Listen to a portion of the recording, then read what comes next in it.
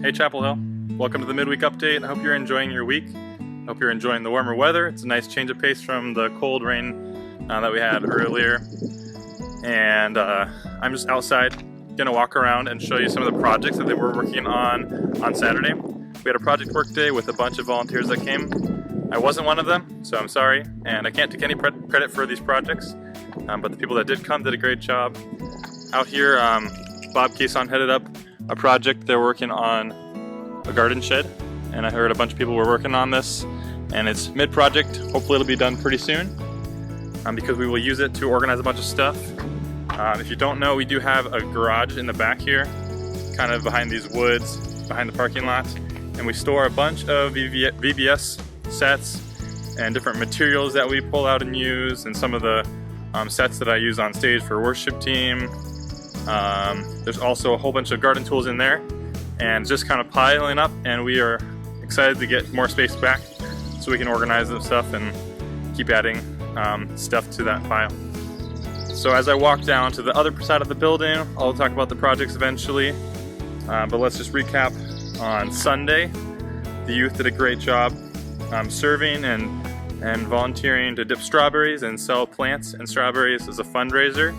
And they raised $1,000 with you guys' generosity, so thank you for supporting them in that, and that'll go a long ways to help them with their local missions later in the summer.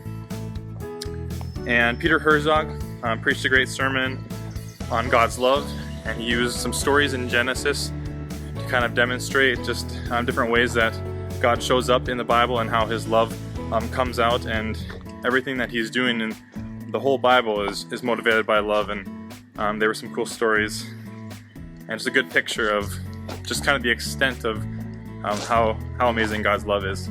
So this week I'm encouraged in that, and hopefully you guys were too. This coming week we're on our second installment of the Roots class with Phil Nelson and Lori, and they are teaching some students about baptism and communion tonight. So that's kind of exciting for them. You can be thinking about them and praying for those students. And this week also we have Ross King coming as a guest performer, a musician from Nashville. He's a singer-songwriter, and he kind of a style like Ben Rector, if you're familiar with him, indie pop, rock, kind of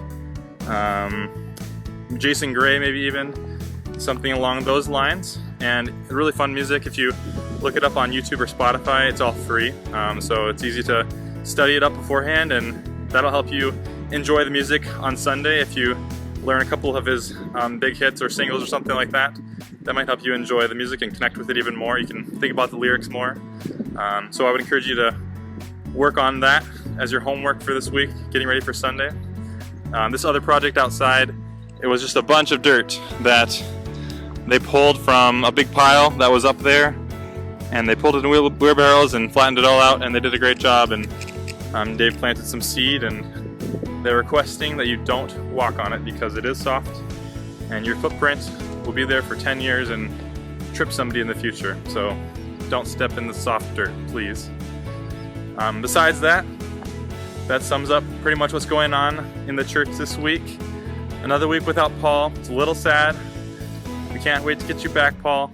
If you're watching this, hope you're enjoying your sabbatical. Everyone else, I'll see you on Sunday. Bring a friend to Ross King, and have a good week.